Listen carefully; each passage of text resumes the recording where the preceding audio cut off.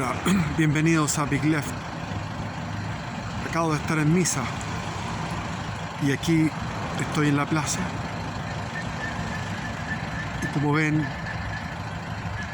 a la persona vulgar de este mundo, que en Chile llamamos rotos, a los rotos les encanta tener los motores encendidos. Y si uno va a cualquier lugar donde estén los rotos, que son un 70% del país de Chile, esos rotos en todas partes tiran una música espantosa que tortura el alma, la música que escuchan. Todo es feo y espantoso, y eso se contagia también a la iglesia. Así es. ¿Dónde está la esposa de Cristo? Venir a misa es un acto de supremo sacrificio para mí, porque sufro como en una tortura, como estar torturado, como que me estuvieran con unas tenazas revolviendo los testículos y apretándolos, o me estuvieran clavando unas espinas o unas agujas en el corazón mientras este palpita, me estuvieran atenazando el cráneo. Es horrible. Tengo que soportar una música espantosamente fea. Tengo que soportar una liturgia horrible. El Novus Ordo. El Novus Ordo. Hoy día cumplo exactamente 5 años de la primera vez en mi vida, a los 60 años. Hace 5 años fui a la primera misa en latín, la primera misa antigua. Fue una experiencia fabulosa. ¿Por qué? Porque pude orar, pude estar en recogimiento. La misa Novus Ordo que se estila en estos pueblos, porque en el Barrio Alto son un poquitito mejor. Estamos hablando de un escalón, un pequeño escalón superior, una misa donde van los descendientes de la antigua aristocracia castellano-vasca. Hay más recogimiento. Es terrible la experiencia espiritual de miseria que tengo que vivir solo por obtener la Sagrada Comunión, y ni siquiera hay tiempo para orar. No hay tiempo. Lo he dicho, se lo dije a este párroco, y se lo he dicho a otros. Y es como que estuviera hablando algo tremendamente escandaloso. Estoy pidiendo a estos clérigos aburridos, inmensa e infinitamente aburridos, soporíferos, dulzones, edulcorados, con un lenguaje hinchado, buenista. Ahora hablan de los y las, y en los letreros dentro de la iglesia están los y las. Lenguaje inclusivo. Vamos avanzando en la agenda. Yo les digo a los clérigos, y ellos se asustan cuando yo les hablo, como que estuviera pidiendo algo extraordinario. ¿Qué es lo que les pido? Dejen por lo menos 10 minutos. Cuando uno comulga, 10 putos minutos, para que podamos tener un recogimiento y recibir a Cristo sacramentado. Por algo la Virgen en Garabandal, hay algunos que niegan Garabandal, por favor. La Virgen en Garabandal dijo: se le da cada día menos importancia a la Eucaristía. Lo dijo en el año 62. Y llevamos más de 60 años en un deterioro cada día peor. En este momento en el Vaticano se está haciendo un sínodo de la sinodalidad, una democracia de la democratización. ¿Qué necesidad hay de ese sínodo de la sinodalidad? Si uno ve los videos de los seguidores del Papa Francisco, son absolutamente aburridos, sin espíritu. Yo comprendo a los que se van a las sectas protestantes. La prédica de la palabra de un pastor evangélico, que es superior, que es superioridad absoluta. Comprensión de las escrituras. Predicación aterrizada, deliciosa, injundiosa, que alimenta al espíritu. No tiene que mamarse. Ahí está la música mexicana. El Tropical Sound también. Es horrible. Es un pueblo feo. Horrible.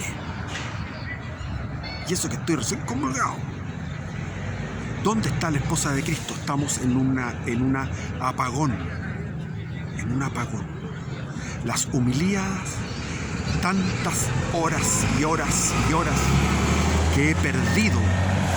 No he perdido porque es para cumplir el mandamiento de santificarás el día del Señor. Lo santifico, viniendo, esforzándome, soportando, humiliadas, soporíferas. La lectura de la palabra. Por Dios que leen mal, siempre leen mal. ¿Por qué no leen bien la palabra, huevones? ¿Por qué cantan esa música asquerosa? Con panderetas, con bombones, con trombones, con, no sé, no trombones, con guitarras y toda una cosa espantosa. Es que la misa no puede ser de gusto. Eso es un mal gusto. Entonces, ¿por qué tenemos que estar soportando el mal gusto? Es un doble suplicio. Doble suplicio.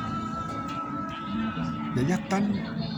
Nadie les pide que pongan la música alta. Siempre la ponen alta, como que todos tuvieran que disfrutar de esa música. Y cuando yo lo he hecho, cuando pongo una música clásica, exquisita, maravillosa, se la pongo a estos huevones rotos, se indignan y no lo soportan. Les duele en el alma una música buena. Si les pongo un arte de la fuga de Bach, o las Inventions, o los French Suites, etc. Lo que uno le ponga, todo eso les repugna. Entonces, ¿por qué tengo yo que tragarme el puto gusto que les sale del culo hediondo que tienen?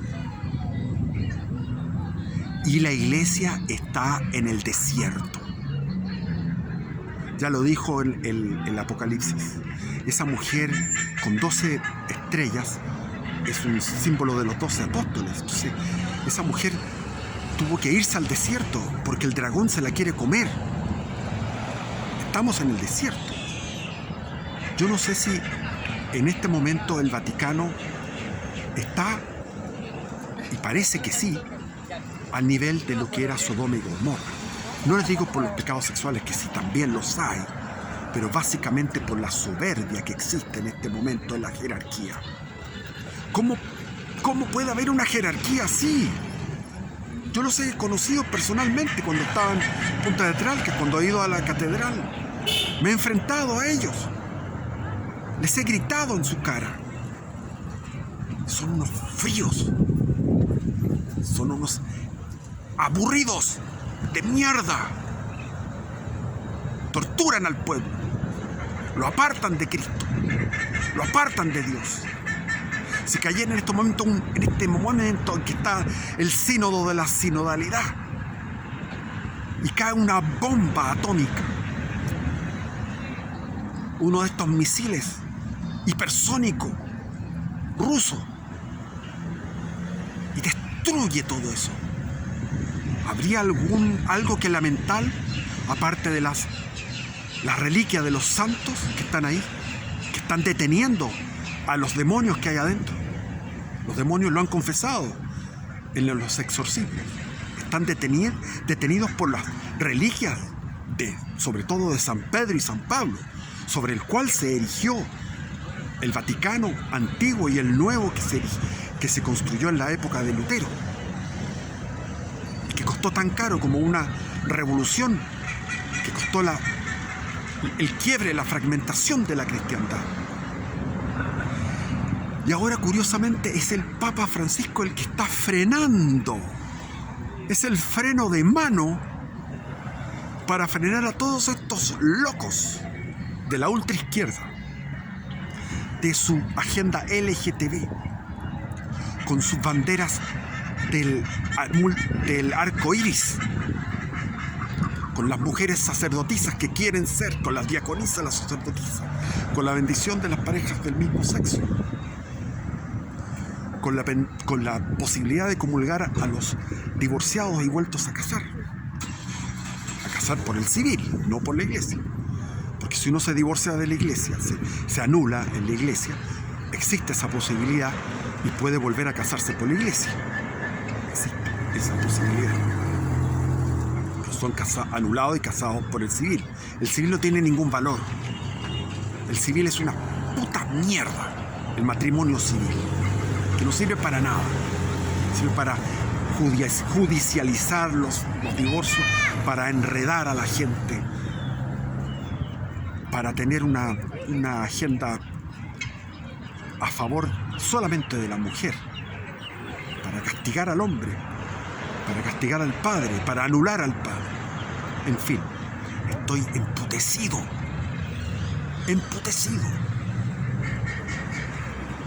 A Dios lo tienen prisionero ahí. A Jesús, sacramentado, está prisionero. He cumplido 5 años desde que fui a la misa antigua. Ahí uno puede orar, puede tener recogimiento, no entiende nada. Cuando el cura está consagrando lo hace en silencio. Aquí está lleno de cosas horribles. En el ofertorio, fruto de la vida y del trabajo del hombre. Esa era la ofrenda que hacía Caín. Están recogiendo la ofrenda de Caín, que fue rechazada por Dios. ¿Cómo es eso? Eso se hizo en la década del 60. Yo recuerdo cuando fui a la primera comunión, cómo era eso, cómo es ahora. En 60 años, cómo ha cambiado. Cada día más deteriorado. Entonces, estos ultraizquierdas suben la apuesta, como siempre lo hacen, suben la apuesta, corren el cerco. Entonces viene el Papa, imagínense, el Papa Francisco es el que está moderando a los huevones y les pone a orden, dice hasta aquí nomás. Pero sin embargo él consagra como cardenal a un tipo inglés que iba a hacer misas al Soho, que es un barrio rojo en Londres, y ese barrio rojo hacía misa con prostitutas, con gays. Está bien, hay que ser compasivo, ¿no es cierto?, y hacer misa con ellos. Pero una cosa es la misa con los homosexuales, con las prostitutas y con los drogadictos y todo eso, y otra cosa es bendecir lo que hacen y no llamarlos al orden. Se confunden las cosas. Hace tiempo fui a una iglesia en la iglesia del Golf, que es la iglesia de la Anunciación, no me acuerdo cuál es, pero ahí me invitó un amigo que es homosexual, estaban todos los homosexuales en bendición. Existe una pérdida paulatina que comenzó con el concilio, pero el concilio no fue exactamente el desastre, no fue el concilio, tampoco fue de alguna más forma sí, el papado de Pablo VI, el papado de Juan Pablo II. Hubo cosas espantosas que tuvimos que soportar, como lo encuentro en Asís, donde fueron todas las religiones en pie de igualdad. Las religiones chamánicas, las religiones de los indígenas americanos, que eran religiones, no religiones, eran animistas, eran demoníacas. Desde Canadá hasta la Patagonia, toda América estaba con una población de gente completamente extraviada. Y ese fue el trabajo que hicieron los españoles y los portugueses, los franceses. Los ingleses mataron a los indios, como saben. Entonces, no sé si convenga que hable así con este estado de ánimo en que me encuentro. Es indignante. ¿Dónde está la esposa de Cristo? ¿Está en la fraternidad San Pío X? Ahí, en esa minúscula fraternidad. ¿Dónde está? ¿Dónde está la iglesia de Cristo? ¿Está en los herejes? ¿En los protestantes? No. ¿Está en los ortodoxos? Hay muchos que están buscando a los ortodoxos por las barbas, por las pintas. Pero los ortodoxos son cismáticos y también tienen una rivalidad teológica fundamental, que es sobre la Trinidad. Ellos dicen que el Padre y el Hijo surgen del Padre. Perdón, el Espíritu Santo y el Hijo surgen del Padre. Nosotros decimos, el catolicismo dice que surgen del amor del Padre y del Hijo, surge el Espíritu Santo. ¿Qué sé yo? Pero yo sigo con la línea de San Pedro, de los sucesores de San Pedro, del papado. Y el papado tenía muchos inconvenientes en la historia. Estuvieron los arrianos. La herejía arriana fue tremenda y todavía está presente la herejía arriana. Después vino Atila. Atila quería llegar a Roma y saquear Roma. Ya habían llegado antes los visigodos que habían saqueado Roma. Los primeros en saquear fueron los visigodos, antepasados nuestros. ¿Y quién fue León, el gran León, el San León Magno, a hablar con Atila? Y le dijo a Atila: tú con tu 500.000 de tropas has hecho lo que has querido. Has aplastado todos los pueblos, las ciudades, las comarcas. Has devastado todo. Has saqueado con los hunos. Hunos. ¿Se acuerdan? En el colegio estudiábamos eso, los famosos hunos. Y había un compañero que le decíamos al Atila, porque era el rey de los hunos, porque sacaba puros hunos.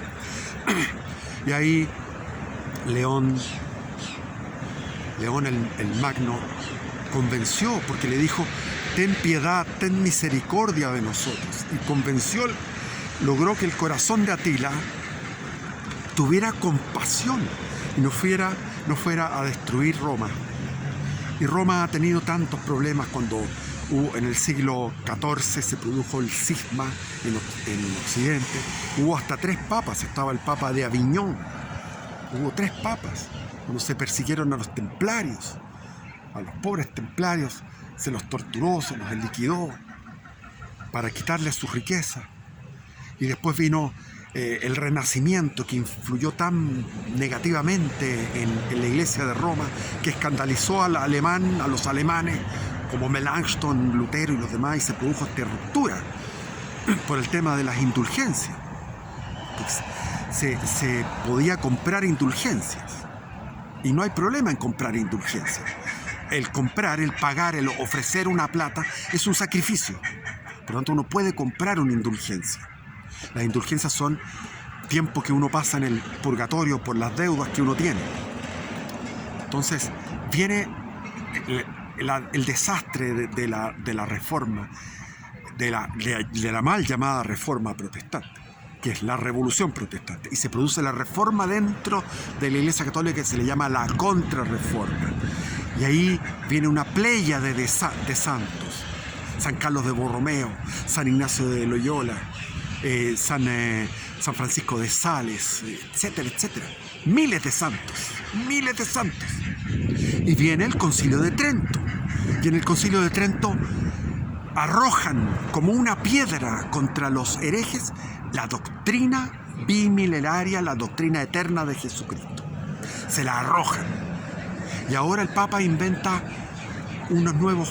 están inventando nuevos pecados. El pecado, dice el Papa, de arrojar como una piedra a tus hermanos la doctrina.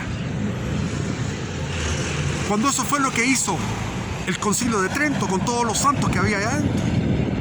Porque los concilios era convocar a la élite, a la gente más docta, más proba, la gente de más valía de la iglesia. esos eran convocados en los concilios. Pero ahora, en este sínodo de la sinodalidad, convocan a pelafustanes, a espantapájaros, gente con ideas estúpidas del mundo, LGTB, imagínense. Y eso lo ve dicen el número 9. Hay hay distintos grupos. Y el sínodo tiene una mayor secretismo. El del año pasado fue mucho bombo. Y le puso el freno de mano el Papa Francisco. Hasta ahí no más llegamos. Y este año se vuelve a hacer este sínodo con... no fue mucha gente a la plaza de Roma, muy poca gente, periodistas tampoco estaban muy interesados, y es lo que quería el Papa, que fuera más de bajo perfil. Y ahí ahora tenemos los que comentan, los que hablan cosas más normales, y los que están en los temas polémicos están en lo secreto. Porque los temas polémicos, mejor que se traten en lo secreto. Pero esto se va corriendo, van corriendo cercos. Entonces el Papa, ¿por qué nombró cardenal a eso? A lo mejor no hay otro que nombrar cardenal, pero es que el Papa tiene unos antecedentes de amistades mentirosas. Él mismo es mentiroso, contumaz, en gravedad, miente en gravedad, y dice herejías por montones y blasfemias por montones. Sus amigos son terribles, y lo que antes era anatemizado y era motivo de excomunión, como en el 2002, cuando fue todo este tema de las diaconisas, que no, eso está excomulgado, no se puede. ¿Y qué sucede? Ahora el Tucho Fernández tratando de meter eso, se están metiendo en eso, quieren ir de a poco avanzando en esa agenda, que es la agenda del mundo, la agenda no del mundo, del demonio. Y otra agenda que quieren la democracia de los distintos episcopados.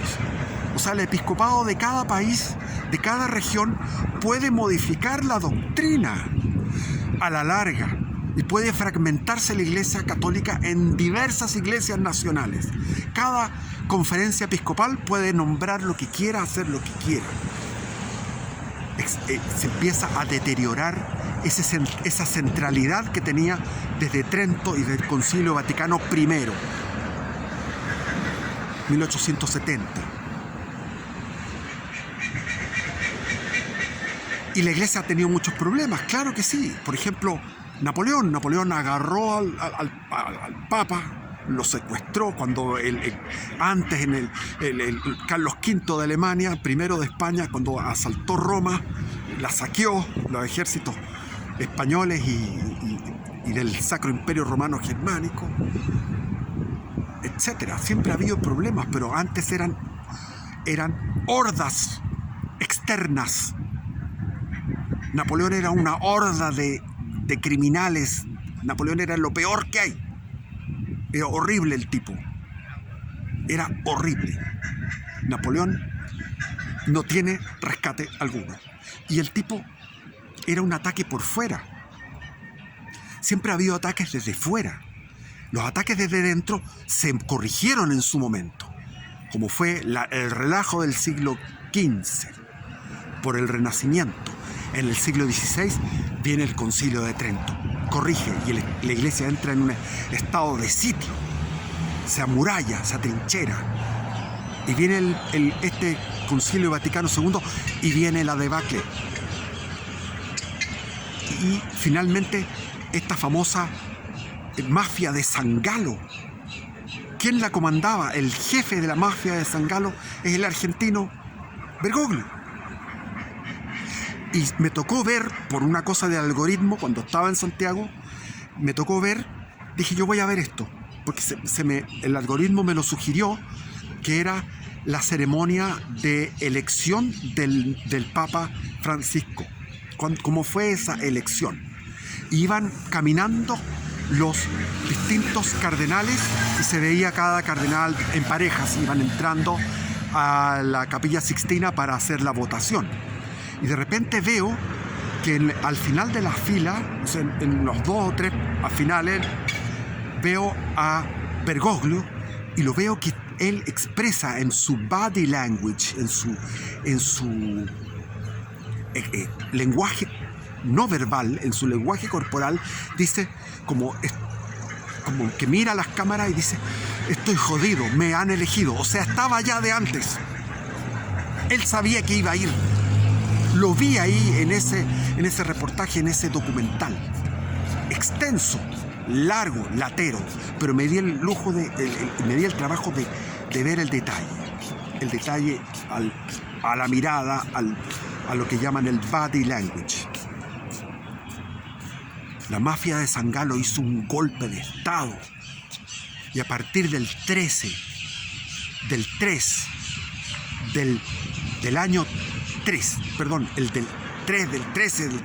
estos números malditos, a partir de ahí la iglesia está ocupada. Hay una ocupación, hay una iglesia falsa. Y uno dice: no, pero es que no puede ser, porque Cristo dijo: yo sobre ti, sobre Pedro, fundaré mi iglesia y las puertas del infierno no prevalecerán contra ella.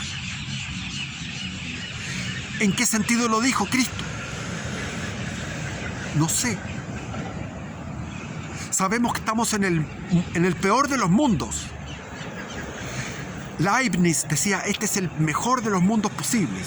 Y después Voltaire, y ahí que estoy de acuerdo con Voltaire, lo refutó. Dijo: ¿cómo puede ser esto? Había venido en esa época el terremoto y maremoto de Lisboa. Los europeos no conocían los maremotos ni los terremotos, los chilenos acostumbrados a eso.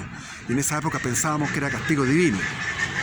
Pero ya estaba adelantada la ciencia y se sabía que eran movimientos tectónicos, movimientos de la geología.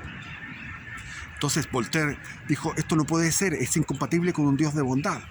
Y él creó, en aquellos tiempos, no creó, pero siguió la corriente de la ilustración que tienen los masones, que es el deísmo, no con T, deísmo, que es un Dios que hizo al mundo, hace el universo y como que se olvida de él. Le deja unas leyes y que funcione. Muy contrario a lo que es la tradición cristiana, que dice que Dios hizo el mundo, pero al mismo tiempo se encarna y muere en la cruz, se sacrifica y muere en la cruz en una muerte espantosa que ni siquiera podemos comprender el nivel de sacrificio. ¿Para qué? Para redimirnos de este mundo, del mundo que decía Buda. La muerte, cuando Buda salió del palacio, vio la muerte, la enfermedad, la vejez y tantas otras cosas que tiene este mundo. Es el peor de los mundos posibles que puedan emanar, que puedan ser creados por la mano de Dios. Sabemos que estamos desterrados en este mundo. Eso es lo más importante. Lo más importante de la fe cristiana es saber que nosotros estamos en un destierro en este mundo, en este valle de lágrimas. La vida es sufrimiento. Y que lo perdimos por un pecado de nuestros padres que estaban en un paraíso. Y ahí dice la Biblia: y Dios vio que era bueno, y Dios aprobó que era bueno, pero ese bueno era ese paraíso que se perdió. Estamos en un mundo intermedio entre el cielo y el infierno.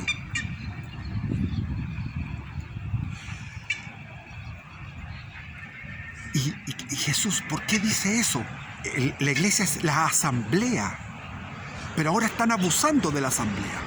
Siempre había una jerarquía. El Concilio de Trento fue una asamblea. El Concilio Vaticano I fue una asamblea. El Concilio Vaticano II fue una asamblea de los 3.000 obispos y cardenales que hay. Pero en este momento las fuerzas demoníacas van hacia la destrucción más de lo que está ya destruido. Porque la iglesia en este momento es un cadáver. ¿Qué más? Buitres al cadáver.